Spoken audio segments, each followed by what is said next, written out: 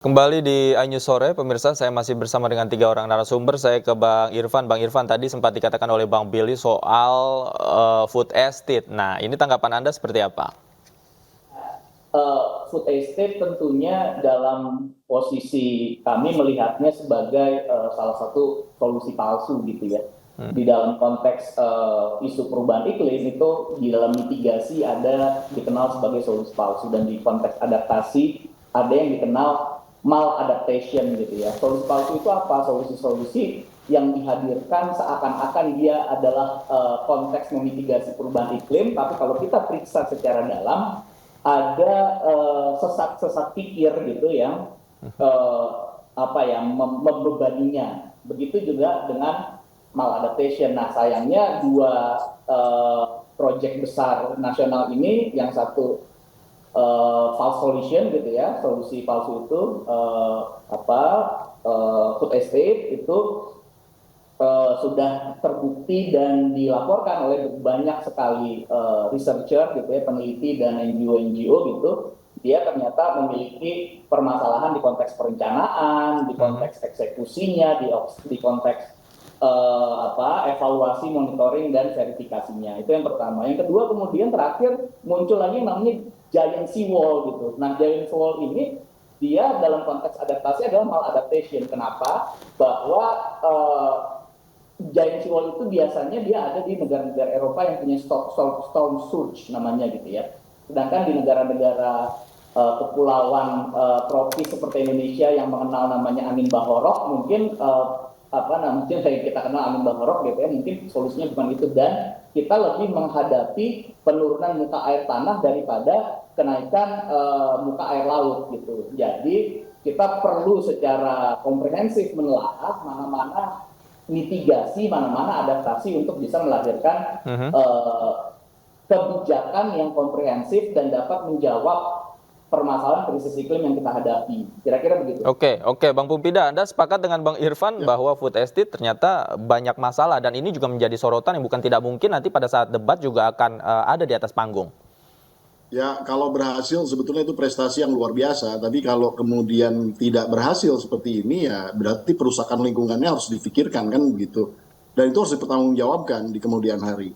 Tapi yang saya lucu ini ketika seseorang bicara tentang transisi hijau, tapi bicaranya tidak di dalam kaidah yang masuk di dalam hal misalnya avoidance. Kan harus 3 kaidah.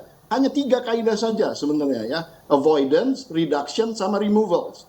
Nah, kalau kemudian kita bicara menggunakan gas alam di dalam konteks hilirisasi, itu sudah ke laut gitu. Itu karena akan menambah emisi gas rumah kaca, walaupun itu kemudian lebih sedikit dibandingkan misalnya dengan kaliber batu bara ataupun juga diesel begitu ya. Tapi tetap kemudian akan menghasilkan gas rumah kaca yang yang harus di offset juga. Nah, jadi pemikiran hilirisasi kalau masih berbasis itu, ya itu menurut saya ketinggalan zaman begitu ya. Jadi kalau masuk di avoidance-nya, masuk di reduction dan kemudian masuk di removals-nya, ini akan menarik.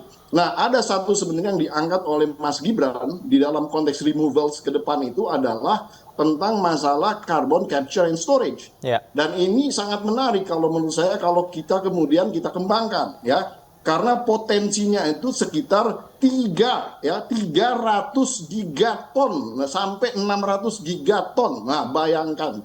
Jadi ini kalau misalnya harga karbonnya saja sudah $5, bayangkan kalau misalnya 300 gigaton kita kalikan dengan $5 saja. Gigaton itu miliar ya, berarti 300 miliar dikali 5 misalnya. Itu udah sekitar 1.500 miliar dolar kita bisa dapatkan. Nah, artinya kalau kemudian CCS ini dimanfaatkan untuk kemudian kepentingan bangsa Indonesia, ini wah ini lebih dari cukup untuk membangun yang namanya perekonomian hijau begitu ya.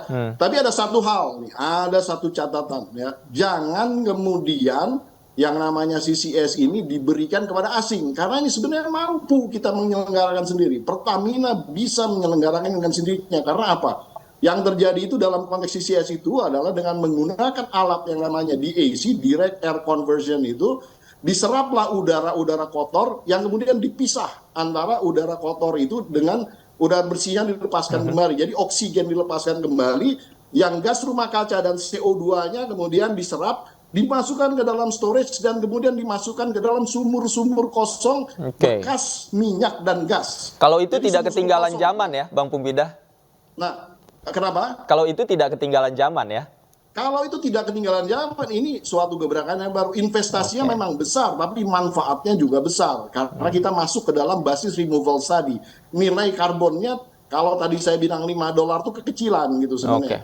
Tapi saya rata-ratakan berdasarkan harga IDX karbon yang sudah diluncurkan di September 26 tahun lalu ya oleh Pak Jokowi juga. Dan ini harus kita ramaikan karena IDX karbon itu masih sepi-sepi aja. Jadi kalau kemudian kita tidak berpikir di dalam konteks hijau dan konteks hijaunya hanya berpikir kepada basis mitigasi perubahan iklim, sebenarnya menurut saya tidak sesuai dengan kaidah yang namanya menjaga kedaulatan negara kesatuan Republik Indonesia.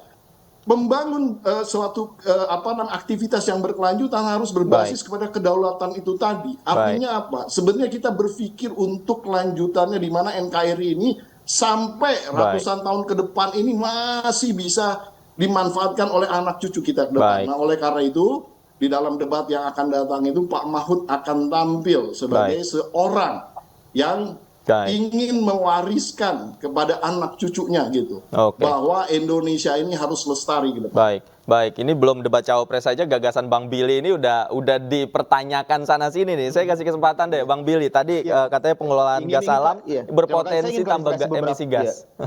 Saya ingin klarifikasi beberapa hal. Kalau avoidance reduction removal aja itu nggak cukup. Bang Pompei kurang dua hal, replacement dan substitution. Ya, jadi bukan hanya avoidance reduction removal. Kalau kita hindari, kurangi, dan buang, nah kebutuhan masyarakat Indonesia terkait dengan pangan dan energi itu meningkat setiap tahun. Setiap tahun diperkirakan ada penambahan sekitar 3 juta penduduk Indonesia. Penambahan 3 juta penduduk Indonesia ini butuh pangan dan butuh energi. Jadi kalau kita avoid, reduce, remove, kita buang, dan tidak ada penggantian, maka bagaimana kita sebagai bangsa memenuhi kebutuhan energi kita? Makanya muncullah bauran energi, di mana saya ingin mengklarifikasi bahwa kita bukan berarti kemudian tidak menggunakan gas alam, kita menggunakan gas alam seterusnya. Enggak. Kita step by step menggunakan gas alam, tapi menurun grafiknya, dan kemudian replace dan substitution. Naiklah penggunaan energi baru terbarukan yang ramah lingkungan. Jadi step by step, nggak bisa langsung gitu, itu butuh proses. Kemudian saya ingin juga poin kedua mengklarifikasi terkait carbon capture storage. Harganya bukan $5. Harganya kalau kita lihat di website MIT, bisa dibuka sekarang di website MIT, itu $85. Dan investment yang berhasil Pak Jokowi kemarin tarik dari Amerika Serikat yang akan dikerjakan oleh Pertamina, ya, sebuah carbon capture storage project sebesar 4.000 gigaton itu. Dengan harga $85, kita itu bisa mendapat hingga 4.000 triliun rupiah. Itu hanya baru dari satu site. Dan saya sepakat dengan Bang Pompei tadi bahwa itu bisa mencukupi kebutuhan bangsa Indonesia untuk membangun dirinya sendiri. Pada saat yang bersamaan, kita membantu yang susah, kita memberikan suplai subsidi makanan gratis kepada yang membutuhkan. Dari mana? Dari situ duitnya. Kemudian kita menggunakan duit tersebut untuk inovasi, research, dalam menemukan bentuk-bentuk energi baru terbarukan lain yang akan kemudian mengurangi emisi. Jadi ini yang disebut dengan strategi energi dan pembangunan berkelanjutan yang berkeadilan sosial, di mana seluruh komponen masyarakat termasuk yang membutuhkan juga kita penuhi. Kemudian poin ketiga, saya ingin mendebat juga poin dari Bang Irfan bahwa food estate ini proyek semu, penipuan publik, dan seterusnya. Yang namanya proyek nasional, apalagi sebesar food estate ini, butuh proses. Step by step kita lakukan, mulai daripada pembukaan lahan, pengkondisian lahan, penyuntikan nutrisi dan unsur hara, penanaman, sampai dengan panen. Itu prosesnya itu bisa minimal 3 tahun. Jadi kita nggak bisa melihat apa yang masih sedang dibangun, lalu kita judge bahwa itu berhasil atau gagal.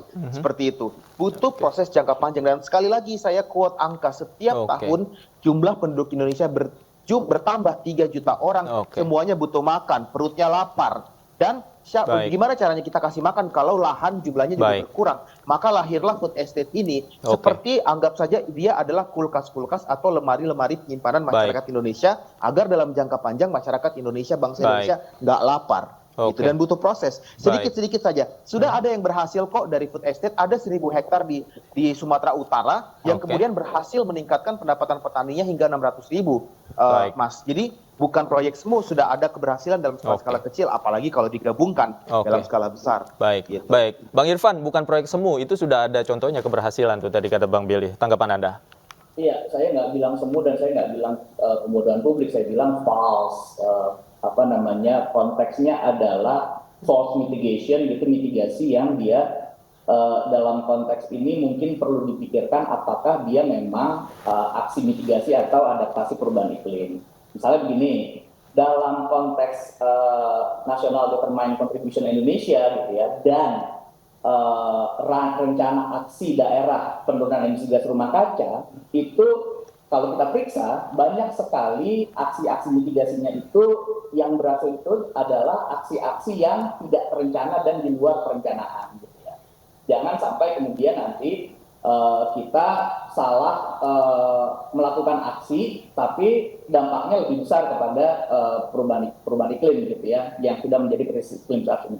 Saya rasa dalam konteks food estate tentu tidak bisa misalnya diksinya tidak bisa dikatakan gagal di 3 tahun pertama, gitu ya, atau waktu-waktu tertentu. Tapi kan evaluasinya perlu dilakukan.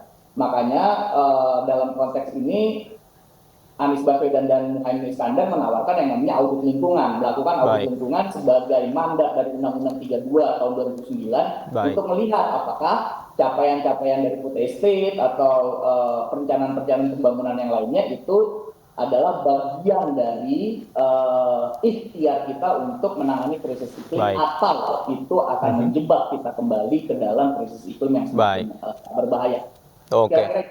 Oke, baik. Ini diskusi kita sore hari ini cukup mencerminkan atau merepresentasikan nanti ya debat besok pada debat cawapres besok ini paling tidak sudah memanaskan suasana tadi saling serang Bang Irfan, Bang Billy dan Bang Pumpida atas gagasan-gagasan terkait tema pembangunan lingkungan dan sumber daya alam. Terima kasih Bapak-bapak. Saya menantikan serunya besok debat cawapres di atas panggung. Terima kasih sudah bergabung bersama kami di Ainul Sore. Sehat selalu.